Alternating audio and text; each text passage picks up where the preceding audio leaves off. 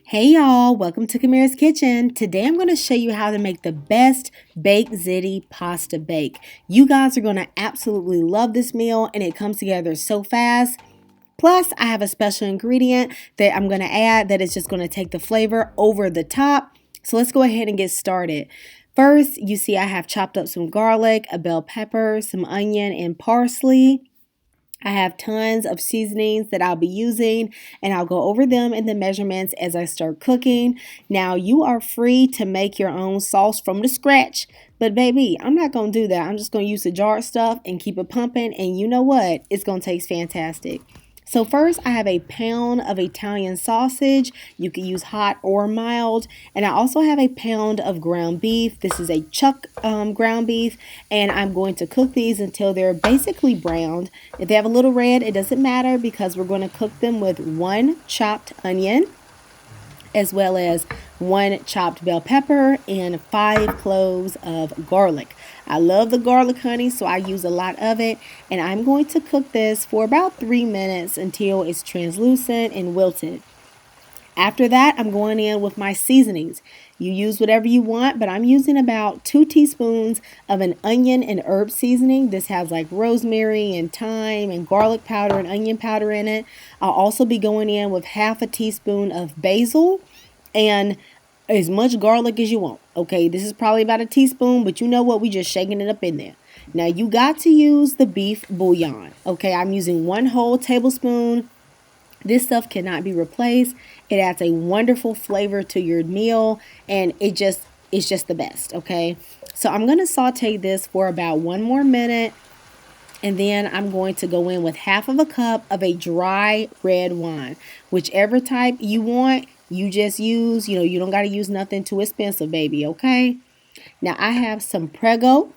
I like the Prego marinara, and I'm going to combine it with the Prego roasted garlic and herb, and it was very delicious. So I'm going to put that in, and then I'm going to allow this to simmer for about 30 minutes. Now, of course, I went in with some water and I got the rest out of the jar. Okay, waste not, want not, baby. Okay, so we're going to get all that out. Now, after I simmer this for 30 minutes, that is when I'm going to go in and adjust the taste. Right off the bat, it might taste a little bit too acidic, but just give it some time and let the flavors meld together. Now, while that's going, we're going to work on this ricotta mixture. I am using about half of this tub of ricotta cheese. Now, I know some of y'all don't like ricotta cheese, but trust me, when I do this mixture, you're going to like it. So this is 3/4 of a cup of ricotta, whole milk. We ain't doing the low fat today. Okay. I'm going to put in an equal amount of sour cream. So I'm putting in 3/4 of a cup of sour cream. And then I'm going to go in with this delicious Boursin cheese. I'm using the garlic and fine herbs today. Now, this is going to add a special flavor that you are absolutely going to love in this mixture. I would definitely suggest that you get this. I'm going to put in about 3 tablespoons of fresh parsley, and then I'm going to just season to my heart's content, okay? I got some garlic powder, some onion powder, some white pepper. I'll be using some crushed red pepper, as well as about a cup of Parmesan cheese.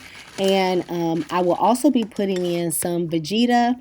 Vegeta is like a vegetable bouillon. I'm just putting in about a teaspoon. Guys, I'm just seasoning to taste. Okay, let me just tell y'all straight. I'm seasoning to taste, honey.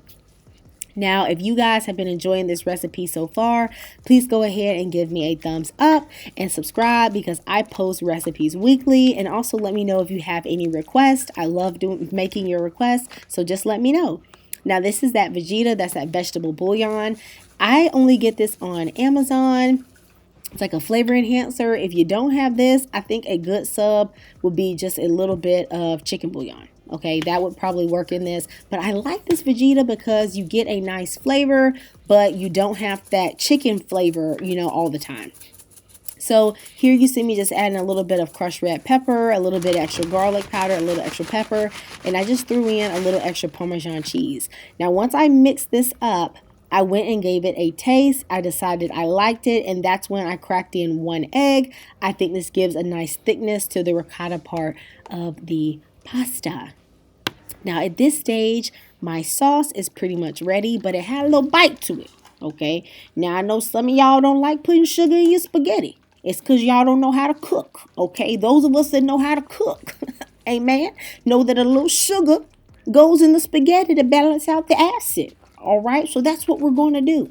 It's going to balance the flavor and it's going to taste wonderful. At this stage, it's time to season the pasta water. So I put in a tablespoon of chicken bouillon, a little bit of salt, and I know this is Ziti bake, but I'm using that rigatoni, okay, according to the package instructions, because I think that the rigatoni can absorb more of the sauce.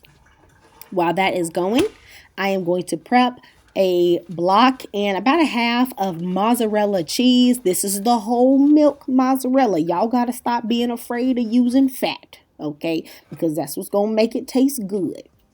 So I'm going to grate up about half of the block, and then I'm going to chop the rest of the block into some thick cubes, just because it's going to give it that nice cheese pull. Okay, that's how you're going to get that ooey gooey in your Ziti bake. All right, just trust me on this one. So you're going to need enough grated to cover the top and to make a nice little layer.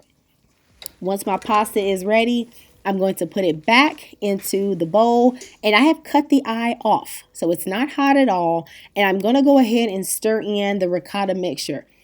Now, I know some of y'all want to do a lot of extra work by making tons of layers. Honey, we're not doing that today. We just mix the ricotta on the noodles. It's a pasta bake. Let's keep it simple, okay? Now, to assemble everything, first you're going to have your noodles ready. I have my sauce, which has thickened up nicely and the flavor is popping. And then I also have my grated mozzarella cheese, as well as the mozzarella cubes that I'm going to be using. I got my casserole dish, and the first layer I'm going to put down is some of the spaghetti sauce or pasta sauce. Okay, just a nice layer. It keeps the bottom from burning. Then I'm going to go in with half of my noodles mixed with the ricotta mixture, and I'm going to spread that out. Now, as you see me layering here, at some point, you're going to see me, it's going to be a lot of pasta up in here. Okay, I suggest you get a bigger casserole dish than me. I think a 9 by 13 dish would be the best. Mine was a little bit smaller than that. You're going to see I start struggling for space in a second. So get something a little bigger than me. All right, now once I put down my noodles, I'm going to go in with some cheese, some more of that pasta sauce, and then all those mozzarella cubes, because y'all know it's going to give the good cheese pull that we all are looking for. Then I'm going to put in the rest of the pasta, and this is when the struggle started. Okay, now at this point, I recognized that my dish was going to be a little too small, so I just started piling up the pasta, making a little hump, like a little hill.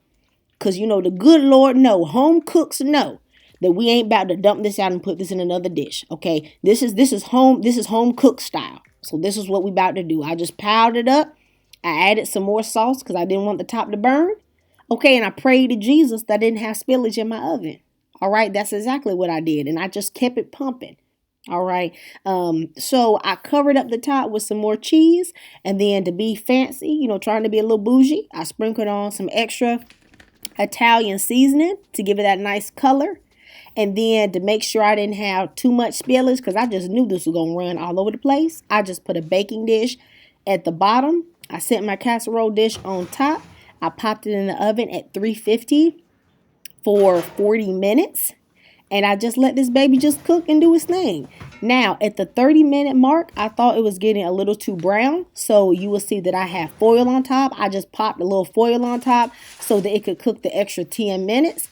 And honey, when I tell you this is the best Ziti pasta bake, this dish was actually given to a friend of a friend. And he told me it was one of the top 10 meals he ever had in his entire life. Okay, what that tell you? It tell you this is good, and it tells you this is easy. All right. Now, if you go look in here, guys, do you see that ooey gooey? Do you see this? I know you guys are absolutely going to love it. If you try this recipe, let me know in the comments. Guys, I love you and God loves you, and I will see you next time in Camira's Kitchen. Goodbye and bless you, and I'll see you again later.